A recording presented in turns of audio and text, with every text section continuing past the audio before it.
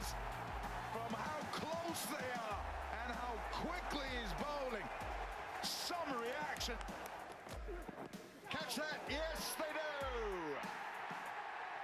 England win the second Test match. For the first time since 1956-57, under Peter May, England win in Cape Town. Yes, Ben was at his irresistible best in Cape Town today. With 13 overs to go, South Africa seemed to be on course to frustrate England and get out of the Test with a draw, but then the ball was thrown to Stokes. He took two.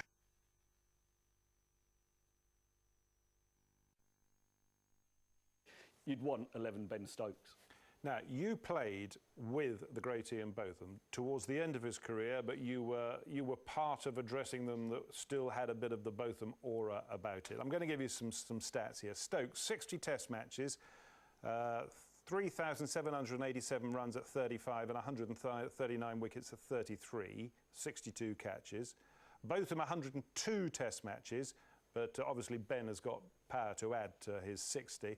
5,200 at 33.54 and 383 wickets.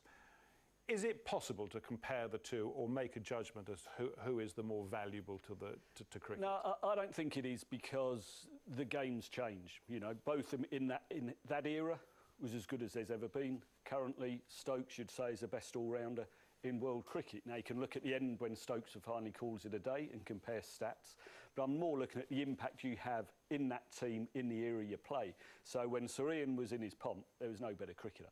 You know, I grew up watching him then. I was lucky enough to play with him. He was a game changer. You know, we go back to Headingley, 81. But so Stokes. Yeah, he is, and that's what I'm saying. So in this era, Stokes is now the modern-day Sir Ian Botham. So to compare them, I don't like to do that. Not because it's fence-sitting, because the game's completely different. But what I will tell you, I think Botham is the better bowler, but I think Stokes is the better batter. If you do want a comparison, but overall, listen, I'm not going to say who's better, because Sir Ian has been there and done it. Stokes is doing it.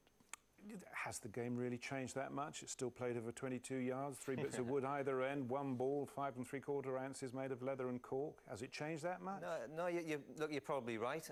There's a lot more white ball cricket and stuff, which Stokes openly admits that he's learned a lot from, and he's made him a better player. The beauty with Stokes' batting is actually, from a technical point of view, he's taken his game to a completely different level. Like he's without going into too much detail, but he's backlifting his back path and where he hits the ball now has gone from him batting at 6 and being a decent bowling all-rounder to all of a sudden he's a batting all-rounder. But then days like today, he's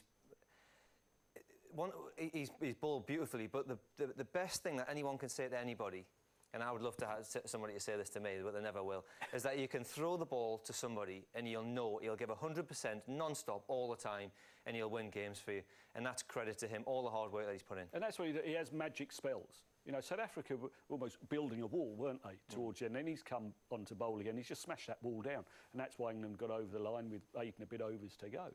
Again, yesterday, you know, the way he batted there when he smashed 70-odd off 40-odd balls, that enabled England to declare early. And I said yesterday on this show, they were an hour ahead of where they wanted to be because of Ben Stokes' selfless innings. And that has meant that England didn't run out of time, but they've won with half an hour to go. The big point that I want, of winning this Test match, and what Stokes has done in this game, really, especially his bowling spells, is that it shows the direction of where the team's going and how the likes of Jofra Archer, that isn't playing in this game, likes of Mark Wood, Craig Overton, all the young lads. I mean, you see one of the dismissals, they're just young kids almost and just enjoying the game. But they're watching someone like Ben Stokes, who's still relatively young as well, with all the heart and desire that he's got to win games for England. I'll say that many times. And people, of course, you go, oh, I'll put my hand up, but you don't put the ball in the right area. He ran in, he put the ball in the right area, and he produced the goods. And also what they won't see, and the public don't see, is the way he trains. That is the thing. Him and Jos Buttler are the two best trainers in that England set. That's a difference from Beefy, isn't it?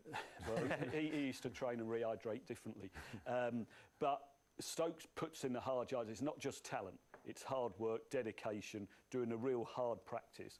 And he'll bring those youngsters along with him so that it's just the norm that if you are going to do your training, this is the level that you train at, because then you get rewarded in match situation. You're absolutely right. You can't compare Ben's career, because he's halfway through it. Well, we hope he's still got more than halfway to go with the great Sir Ian. But because this is a debate and we like to have these fantasies, if you had to choose one or the other for your all-time England side, who are you going for from the point of view of the man with the Midas touch? I'll tell you what you'd do. You'd play them both. That is the thing, because you'd have Stokes at 6, you'd have Beefy at 7. And that's what you would have, because you'd be that special. Then you can just have as many bowlers and as many batters as you want. So it's not one or the other. Yeah, that's interesting, because Stokes has batted 5 in this game, hasn't he? So you're going to drop him down a place. Because because you can play an extra batter, because you've got 2 frontline bowlers. Your keeper can bat 8, and then you still have 9 as your spinner, for argument's sake, and 2 more seam bowlers, if that's what you want to do. And that's what they give you. They give you great balance, and it's like playing 12 or 13 in a team.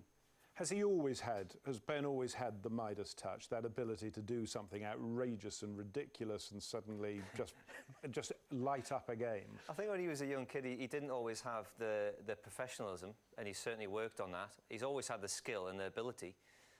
As I said, you go through ups and downs, and he's gone through a lot. He'll openly admit that he's done a few things that he'll have regrets for. But also, you can either go the other way, or you can work hard and use those diverse times and take them as positives and learn from them. And we're seeing a Ben Stokes that's learned from them. He's always had the ability and the skill, really, to influence games. He's just now doing it more consistent. And that's the thing, from being a young, talented cricketer to be able to do it more consistent, to be more senior. When he came into that side, was he quite gobby and sort of self-opinionated that he knew he was going to be what he's become?